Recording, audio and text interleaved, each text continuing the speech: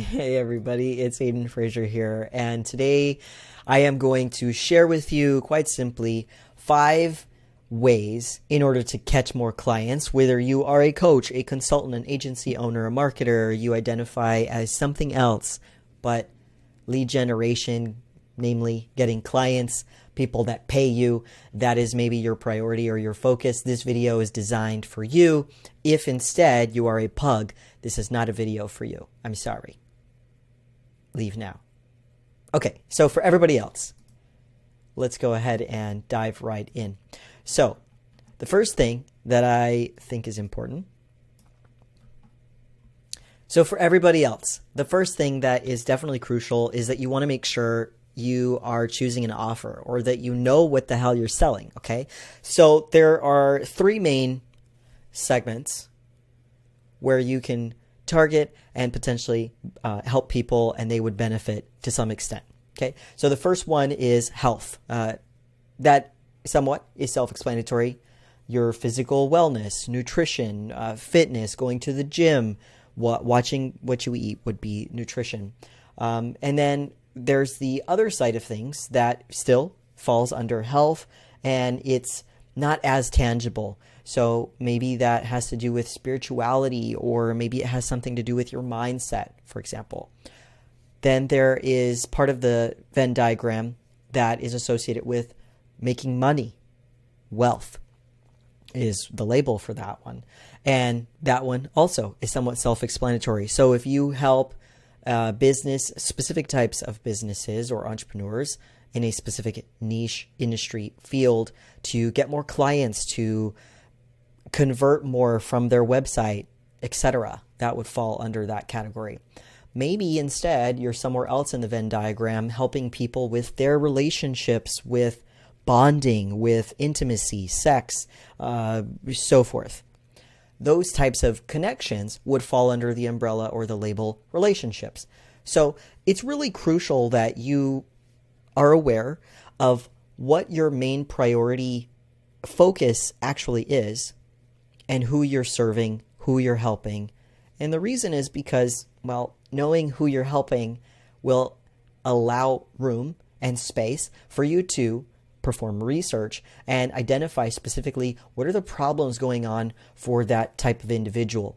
There's a separate training altogether that has to do with targeting, how to build out an offer, what the statements look like, how to make it very simplified for yourself. But that's an bird's eye view or high level overview at the moment of what it would mean to be specific or to choose an offer. So key point here is that you want to go deep before you go wide. And the reason is because the more in tune you are with what is going on for a person who you are ultimately going to be helping, the challenges that they are facing, and then using the words and phrases that, and keywords specifically, that type of individual would be using, would go into your marketing, then the easier it is going to be for you to potentially get clients. But if you go too deep, and so if you're too specific, then this can also create some problems. So you want some sort of a balance, if you will, to be specific and not broad, but not so granular that it's maybe less than 500 people that you're able to serve in whatever country you're located. These principles can apply regardless of where you're located in the United States, what continent, etc. And so, simply put, if you are trying to get more clients for yourself or help someone else to get more clients, then this is still relevant to you specifically. The second principle is that you don't want to be weird at all. So, you're probably wondering, what the hell do you mean? What does that have anything to do with marketing, getting more clients, etc.? Well, there is some sense of a follow-up process or an outreach process or lead generation process for everyone that is necessary, regardless of the niche or the industry, regardless of whether you're trying to focus on paid marketing like Facebook ads, YouTube ads, email marketing, those sorts of things, or follow-up campaign, retargeting, billboards, etc. Or if you're trying to do organic, which is just a fancy label for getting customers without having to pay for them.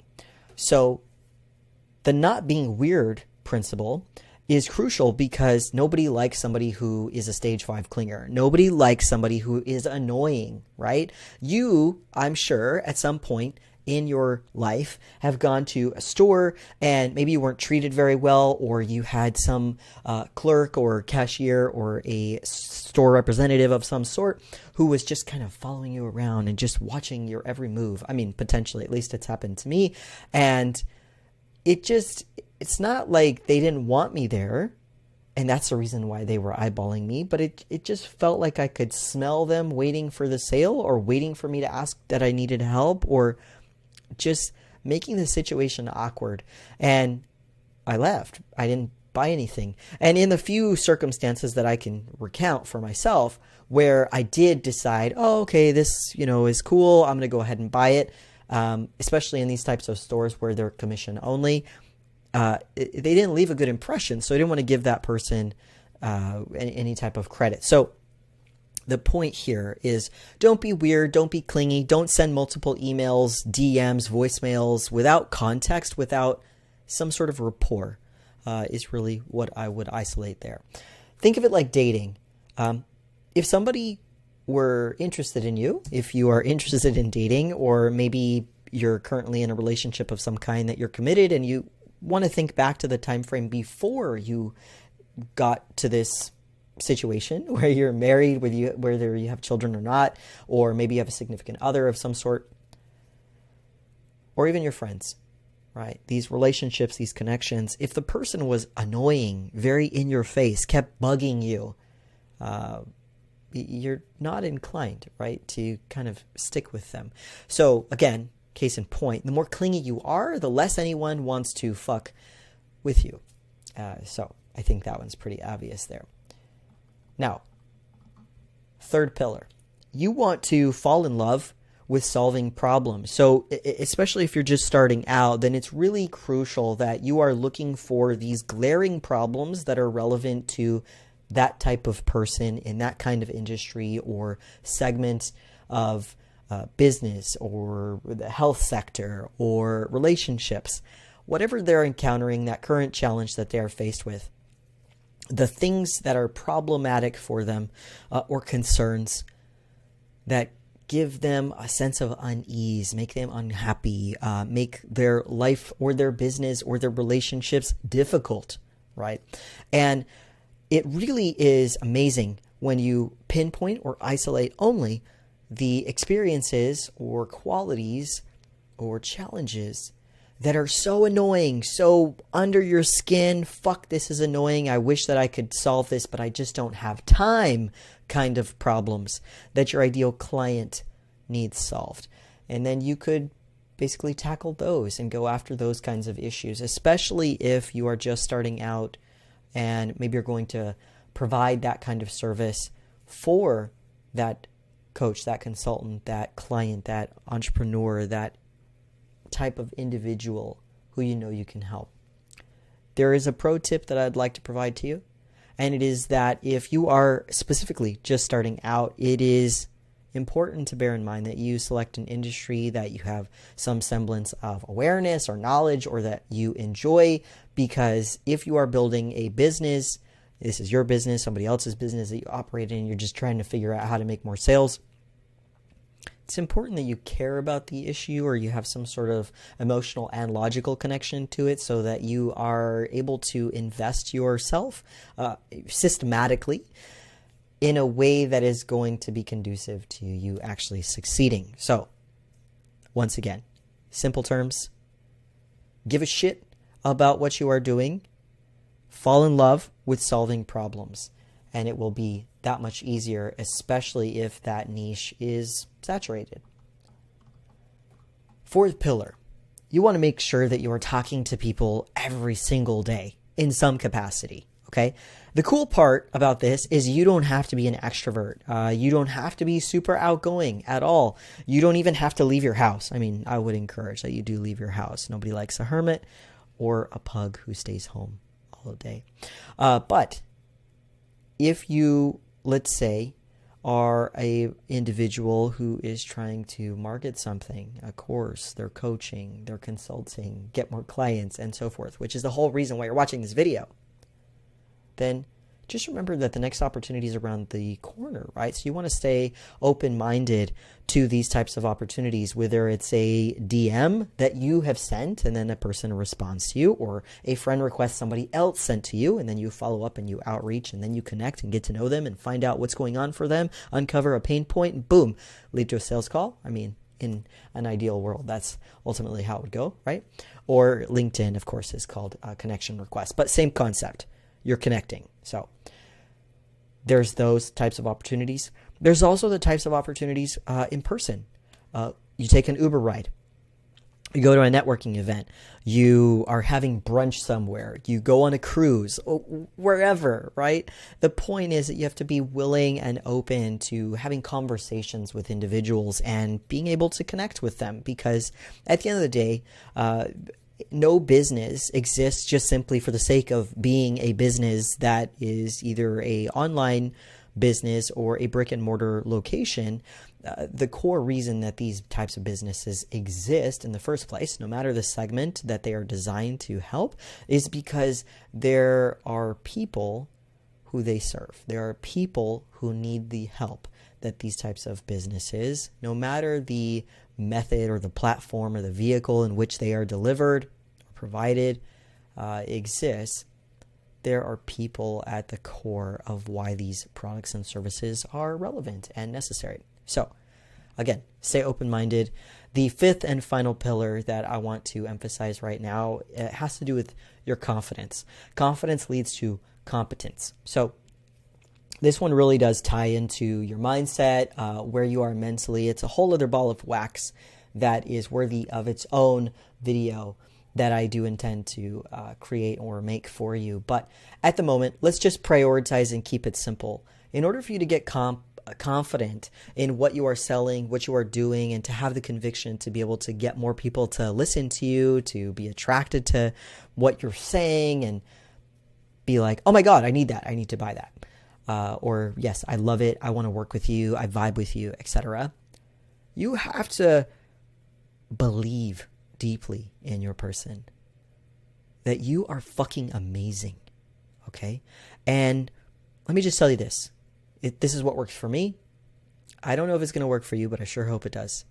On these days that might occasionally occur where you're not confident about something, and this is crucial, because if you're not just starting out, you've been trying to get clients for more than 30 days, there's this emotional and mental fatigue that can potentially happen because the novelty may have worn off, right? When anybody starts something that they're excited about or they're passionate about, or it's a new concept, there's a level of excitement and motivation there.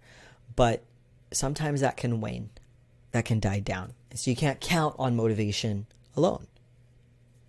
But on the days where maybe you lack confidence, kind of lose steam, you don't feel motivated, remember this specifically.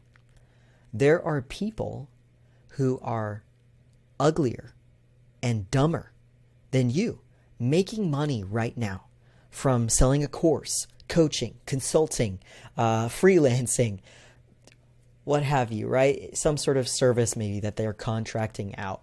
And so it's a little humorous, of course, and I'm not trying to, make anybody feel bad, but the point here isn't about your looks. The point here isn't about whether or not you're intelligent. The point is that there are other people out there in the world, even across the ocean, who have less opportunity, who have less access, less education, etc. And you can consider all of those things, those barriers for those individuals, to their detriment, and that's unfortunate, right?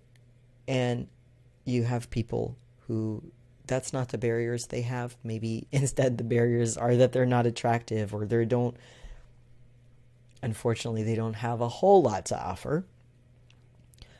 But the difference is that they're taking action. And that action leads to confidence. And that confidence leads to competence. And then it becomes a flywheel. And they continue. And they get traction and momentum. And they keep going. And so their excitement that they had at the very beginning, sure, it wavered a little bit, and then they hit a valley, and then something positive happened, they stuck with it, and then they had another high point. And the parallel here between entrepreneurship and life is that it's not a straight line. Nothing is ever going to go the way that you plan 100%. Unfortunately, that's just the beauty of life. It is unpredictable to some extent. It is fragile. And your time in entrepreneurship, your time in life isn't guaranteed. The only thing that you can control specifically is the way you approach things, right? Everything else, to a certain extent, is a variable beyond the realm of your control. But if you can have confidence in knowing that you are worthy of the outcome, have confidence in realizing and acknowledging you live in a time, in a moment that is unprecedented. There has never been a better time than now to pursue your dream, to build that business, to go all in on your business. Now, hear me here. Hear me on this one very clearly. I am not telling you throw caution to the fucking wind, quit your job, and just go, live on some beach somewhere and then figure out making a business. I'm not one of those individuals who would advocate for that because unfortunately I am an introvert, and so I can appreciate the concept of a safety net because at one point in time I did work in the corporate world. But